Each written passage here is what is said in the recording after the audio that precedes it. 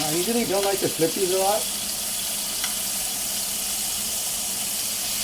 but I have someone who doesn't like the meat to be red on the inside. So I usually just kind of flip them back and forth every once in a while.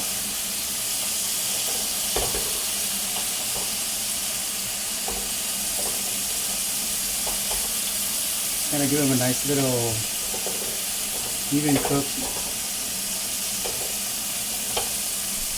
And one thing that I've been contemplating, I don't know, is my dish drunk, or is it supposed to be tilted like this? Or is the stove not aligned? I don't know, I guess I'd have to take out the thing to, I forget the name. It has like those bubbles at the end, where you can see things are level. A leveler, Jesus. So I think I'm going to bust that out one of these days. But I think it's about time. I think it might be about time that I start looking into new pots and pans.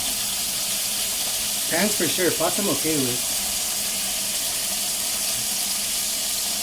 And then we'll see. So.